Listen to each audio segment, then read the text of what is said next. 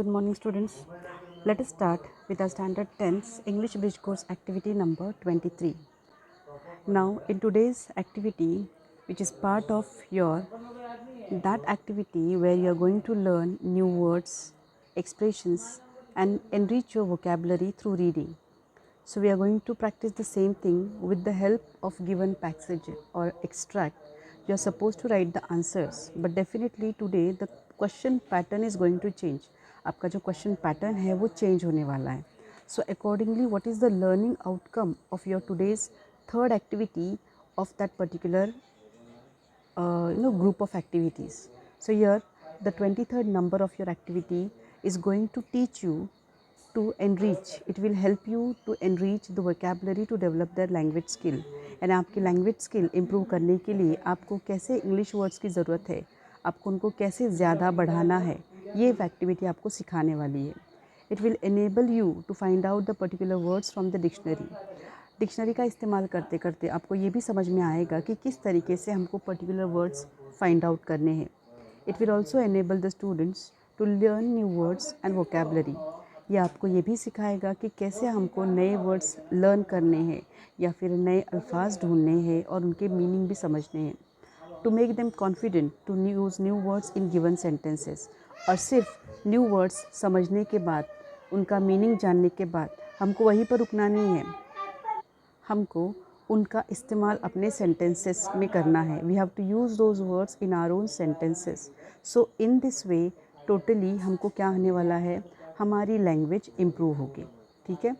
Now next, what are your teachers going to do for you. आपके teachers क्या करेंगे.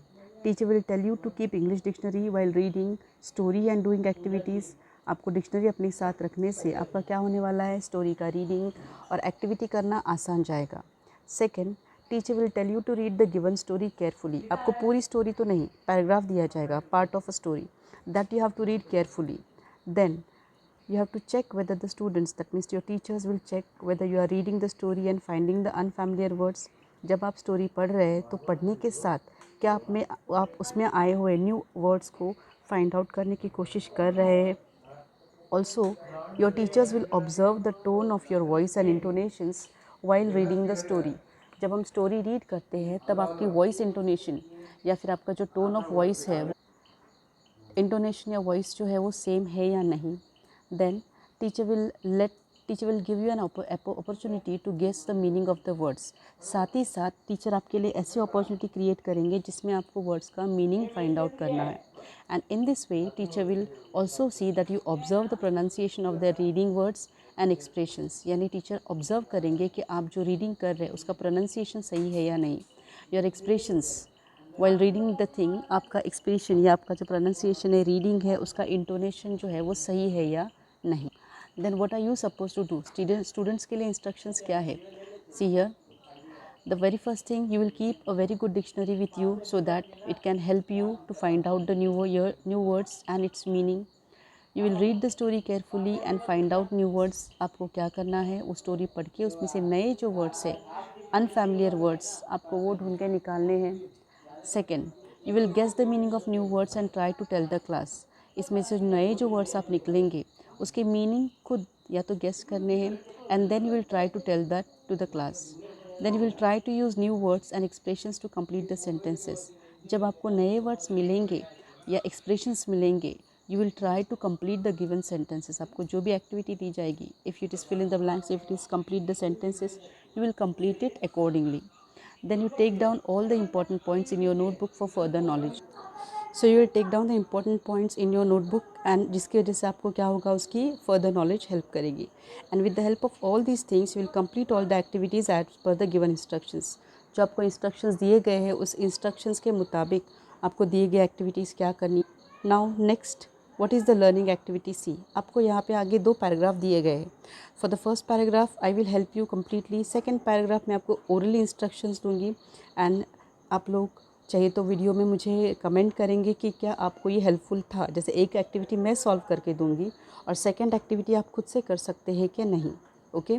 So here see the thing, what is the learning activity here, that you will read the story carefully and you will find out the unfamiliar words, that means new words. You will also complete the activities and then We will follow the instructions to complete the activity tasks that are given to you. So see next. आपको एक paragraph दिया गया है. Read the paragraph very carefully. Let us read. Once upon a time, there was a king who ruled a prosperous country. One day, he went for a trip to some distant areas of his. So here, यहाँ पर story ये है that there was a king जो एक बहुत ही अच्छी सी country पर क्या करता था, रूल करता था, बहुत प्रॉस्परस ऐसी थी. एक दिन एक बार वो एक ट्रिप पे जाता है एक बहुत दूर से इलाके में, दूसरे से कंट्री में. When he was back to his palace he complain that his feet were very painful because it was the first time that he went for such a long trip and the road that he went through was very rough and stony. तो यहाँ पर बताया गया है कि वो जब अपने पैलेस में वापस, तब वो ये शिकायत करता है कि उसके पैर बहुत दर्द कर रहे, because it was the first time, ये पहली बार हुआ था कि वो खुद इतने दूर ट्रिप पे गया था और जिस रास्ते से वो गया था वो रास्ता एकदम ही ख़राब था, रफ़ और पथरीला था, स्टोनी था. So he then ordered his people to cover every road of the entire country with leather.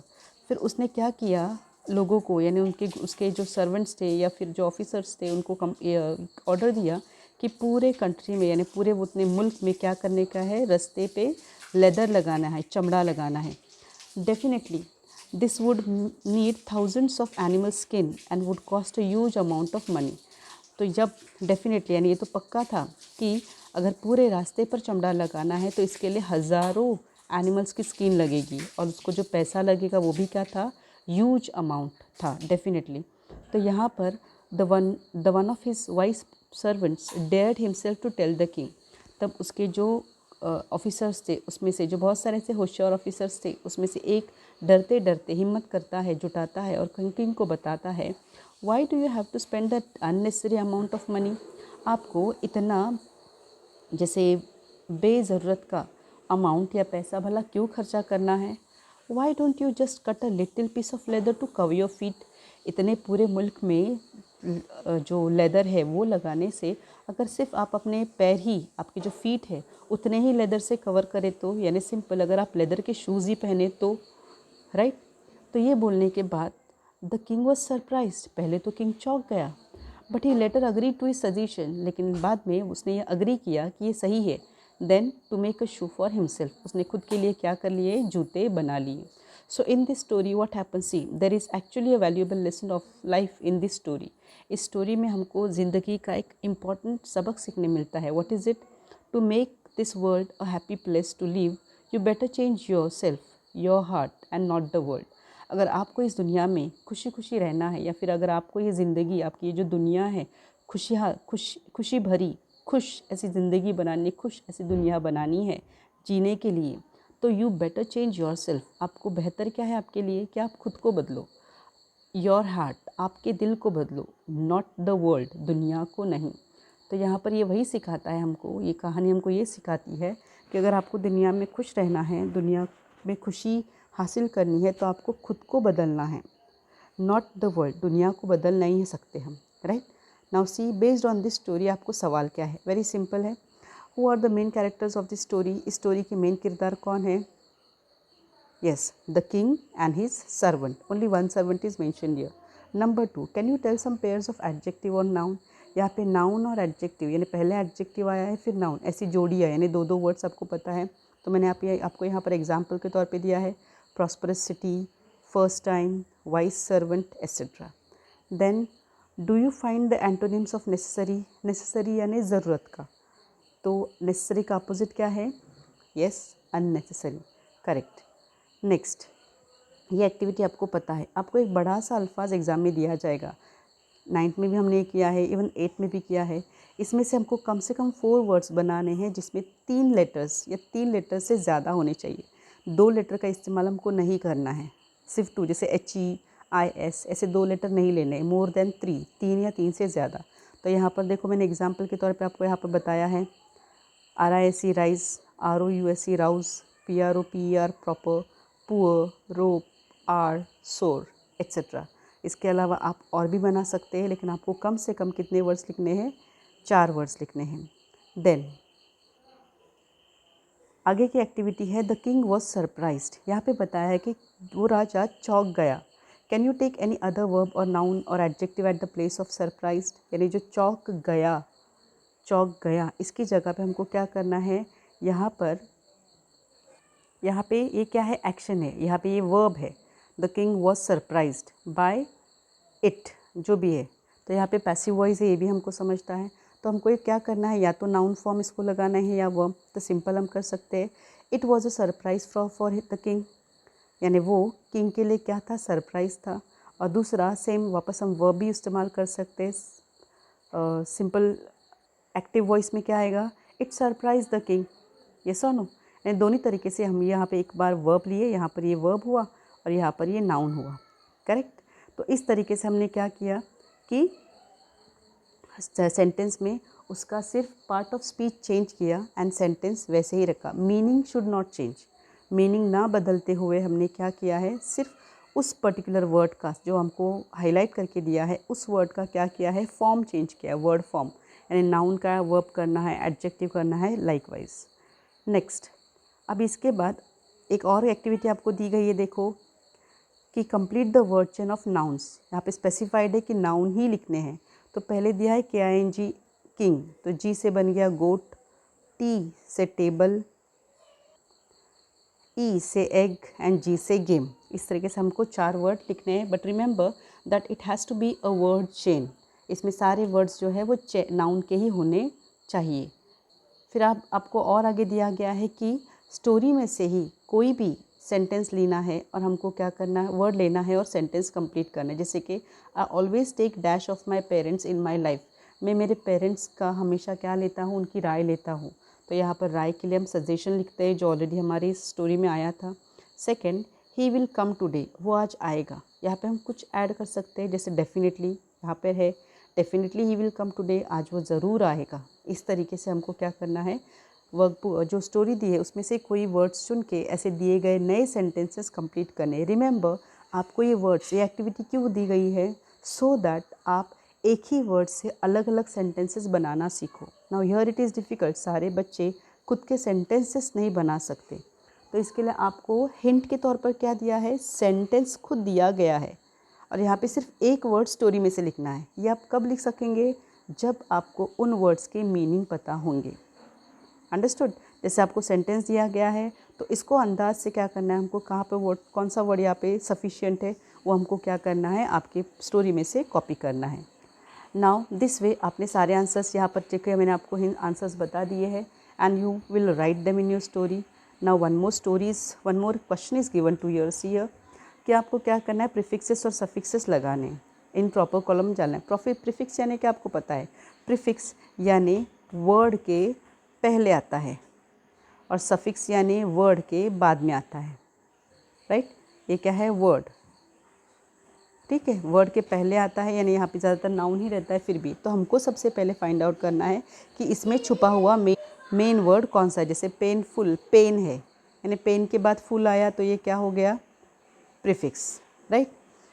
Unnecessary, यहाँ पे नेसेसरी क्या है, मेन वर्ड है, ज़रूरी, यानी यहाँ पे भी अन लगा है तो ये हो गया प्रीफिक्स।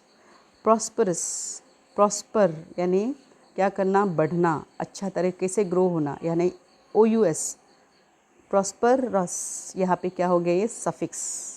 रीओपन, ओपन, ओपन के पहले, ओपन यानी खुलना, उसके पहले रीओपन, यानी ये हो गया वापस प्रीफिक्स। डेवलप मेन वर्ड है, मेंट लगा, यानी ये हो गया suffix.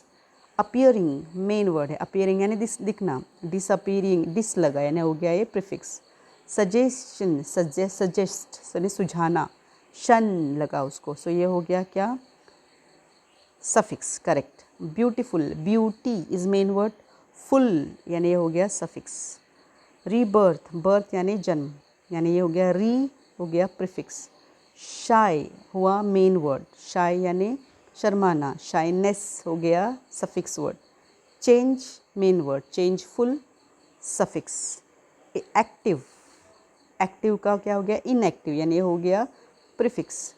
Careful, careful suffix. Kindness, kind, रहमदिल, kindness suffix, correct. Unkind, kind का ही वर्ड है मेन, काइंड, रहमदिली या रहमदिल, तो अनकाइंड, राइट। तो यहाँ पे क्या हो गया, बेरहम, तो हो गया ये prefix. Understood?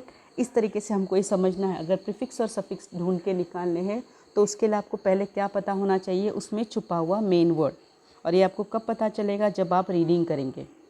Okay, now next सी, आपको आगे एक और एक्टिविटी दी गई है। यहाँ पर मैं आपको सिर्फ ओरली जवाब दूंगी। लेट्स सी आप कितना सॉल्व कर सकते हैं। यह आपको सबक जो दिया है ये आपके 8th स्टैंडर्ड के बुक में से दिया गया है। See, long long ago there lived a kind gentle and courteous man called एंड्रोकल्स।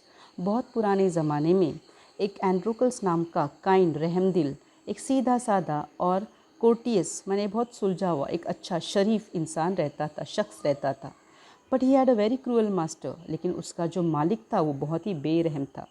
In those days Kings, nobles and other wealthy man, उन ज़माने में, उन दिनों में राजा, नोबल्स यानी क्या रहते हैं, जो बड़े बड़े अफसर रहते हैं, वो सरदार लोग बोलते वैसे, या फिर अदर वेल्दी मैन यानी बाकी अमीर लोग, they used what they used poor people as their slaves. यानी उन दिनों में ये लोग क्या करते थे, गरीब लोगों को अपना गुलाम बनाते थे। एंड्रोकल्स वॉज अ स्लेव, वो एक गुलाम था Androcles. The slaves were forced to work for their masters, और उन गुलामों को ज़बरदस्ती उनके मालिकों के लिए काम करवाया जाता था। They had to do what their masters told them, उनको वो सब करना पड़ता था जो उनके मालिक उनको कहते थे। They had no freedom, no rights, उनको आज़ादी नहीं थी, उनको कोई हक नहीं थे। Even when they were unhappy with their master they could not leave them, चाहे फिर वो अपने मालिक से खुश हो या ना हो, वो कभी भी अपने मालिक को छोड़ के नहीं जा सकते थे। They were bound by law to obey their masters, कानून के मुताबिक उनको क्या करना था, अपने मालिक का हुक्म मानना ही पड़ता था। Obey however wicked he might be, चाहे फिर उनका मालिक कितना भी बेरहम क्यों ना हो। Androcles did not like his heartless wicked master. Androcles को अपना बेरहम और ऐसा वो मास्टर बिल्कुल पसंद नहीं था। His master starved his slaves and often whipped them, उसका मालिक गुलामों को लिटरली भूखा रखता था, स्टार्व्ड, भूखा रखता था, और उनको चाबुक से विप करता था, मारता था। Androcles felt that even death was better than serving such a master. इतना ही नहीं, एंड्रोकल्स को लगता था कि ऐसे मालिक को सर्व करने से, उसकी गुलामी करने से अच्छा है कि मैं मर जाऊँ। He kept looking out for a good opportunity, इसके लिए हमेशा वो एक मौके के ताक में था। At the first chance he got he escaped from the clutches of his cruel master, और जैसे उसको ऐसा एक पहला मौका मिला, उसने फट से एस्केप्ड यानी वो आज़ाद हो गया। कहाँ से? उसके क्रूअल मास्टर के, उसके बेरहम मालिक के क्लचेस से, उसकी पकड़ से वो आज़ाद हो गया। Now although Androcles had thus run away, he was not a coward. Androcles चाहे ही, भले ही उसके यहाँ से भाग तो गया, बट वो कावर्ड, वो डरपोक नहीं था। He took shelter in a forest, he was not afraid of the wild beast that roam the forest. उसने जाकर जंगल में सहारा लिया, जंगल में वो रहने लगा। उसको जंगली जानवरों से बिल्कुल भी डर नहीं था, जो जंगलों में घूमते रहते थे, ऐसे जानवरों से उसको डर नहीं था। He did not mind that he had no roof over his head, उसको इस बात का कभी भी बुरा नहीं लगा कि उसके सर पे छत नहीं थे। But in fact he was happy that he was free as a bird to go wherever he wished. उल्टा वो खुश था कि वो अभी आज़ाद था, एक परिंदे की तरह, कि जो कहीं पर भी क्या है, अपनी मर्जी से उड़ सकता है। इस तरीके से हमको ये स्टोरी दी गई। इसमें से बीच का कुछ लाइन्स स्किप थे, इसके लिए हमने 8th का टेक्स्ट बुक अभी रेफ़र किया था इसके पहले। नाउ सी, आई होप आपको स्टोरी समझ में आ गई। Now see the questions. Now I am not going to write, क्योंकि हमारा ये सबक हुआ है 8th स्टैंडर्ड में, आई होप राइट आपको याद है। तो हम वो पहले करते हैं। देखो, who is the main character of the story, can you tell me, यहाँ पे मेन कैरेक्टर कौन है?